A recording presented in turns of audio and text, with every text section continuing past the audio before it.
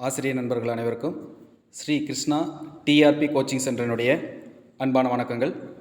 12/10/2025 அன்று நடைபெற்ற டிஆர்பியினுடைய தேர்வில் பார்ட் ஏ அதில் தமிழ் எலிஜிபிலிட்டி டெஸ்ட்டுக்கு உண்டான வினாக்கள் கேட்கப்பட்டிருந்தது. அதில் 30 கேள்விகள் கேட்கப்படும். அது முதல் 20 கேள்விகளுக்கு 2 மதிப்பெண்ணும் அடுத்த 10 கேள்விகளுக்கு 1 மதிப்பெண்ணும் வழங்கப்படும். இப்போ ஆக மொத்தம் 50 மதிப்பெண். அதில் 40% தேர்ச்சி பெற்றிருந்தோம் அப்படின்னு சொன்னால் அடுத்து அவர்களுடைய மேஜர் வேல்யூஷன் அங்கே நடக்கும். இப்போ இதில் முதல் கேள்விக்குண்டான விடை,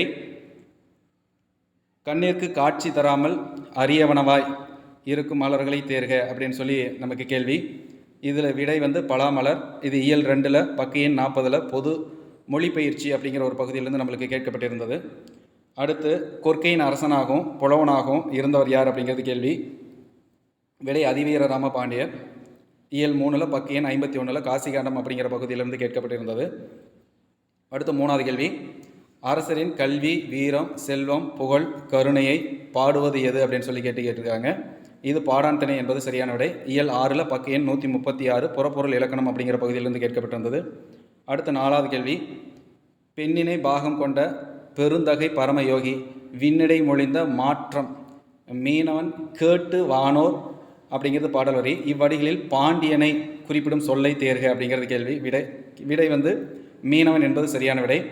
இயல் 4 பக்க எண் 77 திருவிளையாடல் புராணம் அப்படிங்கிற தலைப்பிலிருந்து நமக்கு கேட்கப்பட்டிருந்தது. அடுத்து 5வது கேள்வி, வானம் வசப்படும் என்ற பிரபஞ்சனுடைய படைப்பு அப்படின்னு கேள்வி கேட்டிருக்கிறாங்க. இது வரலாற்று புதினம் என்பது சரியான விடை. இயல் 2 பக்க எண் 34 பிருமம் அப்படிங்கிற ஒரு தலைப்பிலிருந்து கொடுத்துருக்குறாங்க.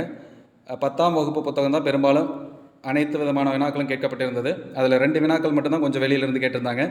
இதில் இந்த வானம் வசப்படும் அப்படிங்கிற இந்த கேள்வி இந்த வருஷம் 10ஆம் வகுப்பில் புது புத்தகத்திலிருந்து கேட்டிருக்கக்கூடிய கேள்வி.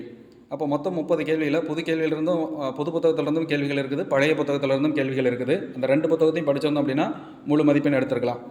அடுத்து 6வது கேள்வி, கோவலபுரத்து மக்கள் என்ற புதினம் எதன் அடிப்படையில் எழுதப்பட்டது அப்படின்னு சொல்லி கேள்வி கேட்டிருக்கிறாங்க. இது இயல் 3 பக்க எண் 58 கோபாலபுரத்து மக்கள் அப்படிங்கிற ஒரு பகுதியிலிருந்து கேள்வி கேட்கப்பட்டது.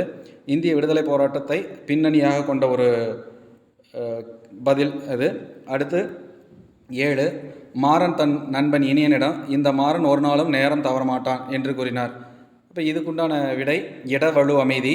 இயல் 4 பக்க எண் 85 இலக்கணம் பொது அப்படிங்கிற பகுதியிலிருந்து கேட்டிருக்கிறாங்க. அடுத்து பொறுத்துக. இது மொத்தம் 3 இயலிருந்து கேட்டிருக்கிறாங்க. இயல் 1, 2, 3 ஆகிய இந்த 3 இயலிருந்து நம்மளுக்கு கலந்து ஒரு கேள்வி கேட்டிருக்கிறாங்க. இதனுடைய விடை ஆப்ஷன் பி. இதை எடுத்து செக் பண்ணிங்கன்னா நமக்கு தெரியும். அடுத்து 9வது கேள்வி, உந்துவழி கிளர்ந்த ஊழி ஊழியும் செந்தி சுடரிய ஊழியும் பணியோடு இவ்வடி இடம்பெற்றிருக்கக்கூடிய பண்பு தொகை சொல்லை தேர்க அப்படின்னு சொல்லி கேள்வி. இதனுடைய விடை செந்தி அப்படிங்கிறது விடை. இயல் 2 பக்க எண் 28 பரிபாடல் அப்படிங்கிற பகுதியிலேருந்து கேட்டிருக்கிறாங்க. அடுத்து 10வது கேள்வி, கால வலுவமைதியை தேர்க அப்படிங்கிறது கேள்வி. இது அமைச்சர் நாளை விழாவிற்கு வருகிறார் என்பது சரியான விடை. இயல் 4 பக்க எண் 86 பொது இலக்கணம் அப்படிங்கிற பொதுவினா அப்படிங்கிற பகுதியிலேருந்து கேட்டிருக்கிறாங்க. இலக்கணம் பொது அப்படிங்கிற பகுதி.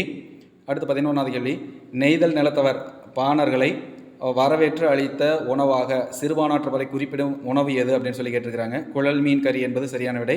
இயல் 3 பக்க எண் 47 விருந்து போற்றுதும் அப்படிங்கிற பகுதியிலேருந்து கேட்டிருக்கிறாங்க. அடுத்து 12வது கேள்வி, கோவலன் கண்ணகி கதையை கூறி அடிகள் நீரே அருளுக என்றவர் யார் அப்படின்னு சொல்லி கேட்டிருக்கிறாங்க. இதனுடைய விடை சீத்தலை சாத்தனார் என்பது. இயல் 6 பக்க எண் 128 சிலப்பதிகாரம் அப்படிங்கிற தலைப்பிலிருந்து எடுத்திருக்கிறாங்க. அடுத்து 13வது கேள்வி, கூற்று 1, வலிமையை நிலைநாட்ட நடைபெற்ற போரில் வெற்றி பெற்ற அரசர் தும்பை பூவை சூடி மகிழ்வர் என்பது. அப்போ இதை நீங்கள் வாக்கியத்தை தெளிவாக படிச்சிங்க அப்படின்னா தெரியும். வெற்றி பெற்ற அரசன் வாகைப்பூவை தான் சூடணும், தும்பை பூ இல்லை.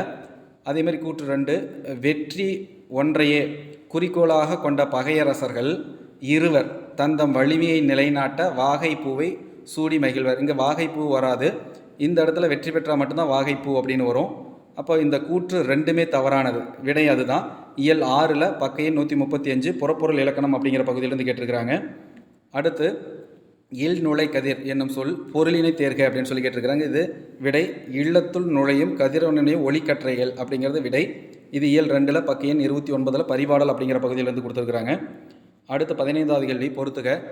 இந்த பொறுத்துக வந்து முழுக்க ஒரே பகுதியிலிருந்து கேட்டிருக்காங்க. இலக்கண பகுதி இயல் 3ல் பக்க எண் 59 தொகை நிலை தொடர் அப்படிங்கிற பகுதியிலேருந்து நமக்கு கொடுத்துருக்குறாங்க. அதை எடுத்து படிச்சிங்க அப்படின்னா தெரியும். இதனுடைய விடை வந்து ஆப்ஷன் சி. இதை எடுத்து பார்த்துக்கோங்க.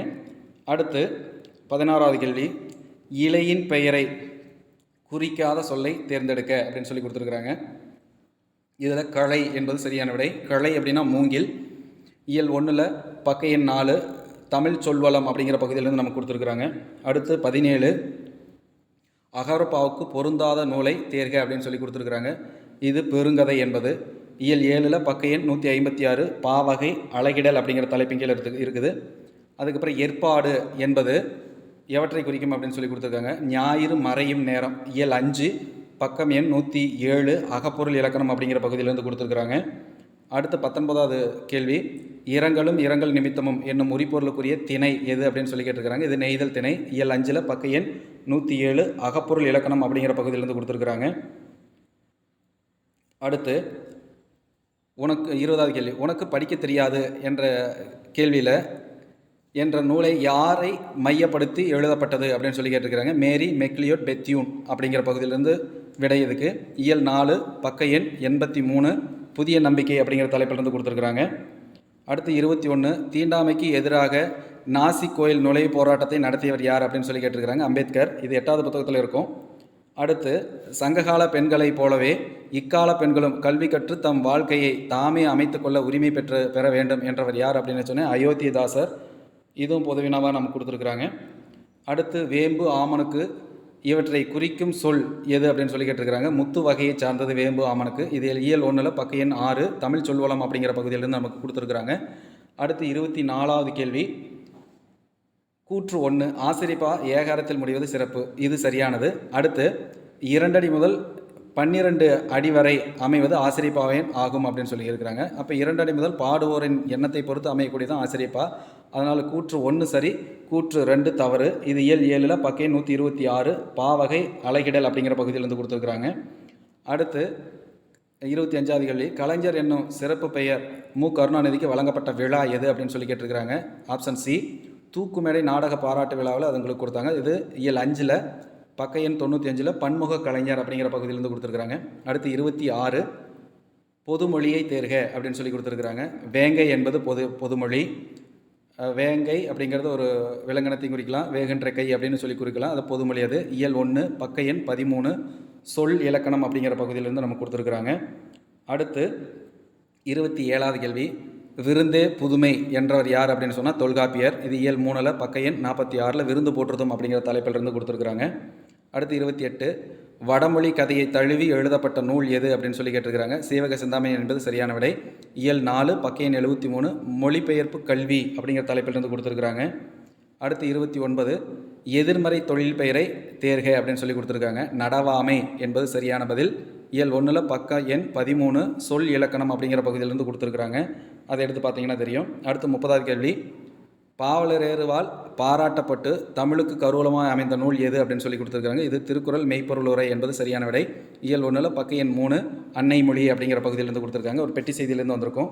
அப்போ இந்த 30 வினாக்களுமே நம்ம ஏற்கனவே இதுக்கு முன்னால் எலிஜிபிலிட்டி டெஸ்ட் அப்படின்னு சொன்னால் எந்தெந்த பகுதியெல்லாம் நீங்கள் கவனம் செலுத்தணும் அப்படின்னு சொல்லி ஒரு வீடியோ நம்ம போட்டிருப்போம்.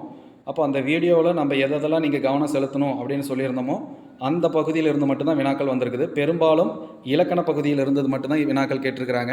அப்போ இலக்கண பகுதிகள் எல்லாமே தெளிவாக நீங்கள் படிச்சிருந்தீங்க அப்படின்னு சொன்னால் இந்த வினாக்கள் ரொம்ப ரொம்ப சுலபமானது. ஆசிரியர் நண்பர்கள் அனைவருமே இந்த பார்ட் ஏ எலிஜிபிலிட்டி டெஸ்ட்டில் தேர்வு பெற்று வெற்றி பெற்று அவரவர் மேஜர் சப்ஜெக்ட்லேயும் வெற்றி பெற்று ஆசிரியர் பணிக்கு செல்ல ஸ்ரீ கிருஷ்ணா டிஆர்பி கோச்சிங் சென்டரினுடைய அன்பான வாழ்த்துக்கள். வணக்கம். நன்றி.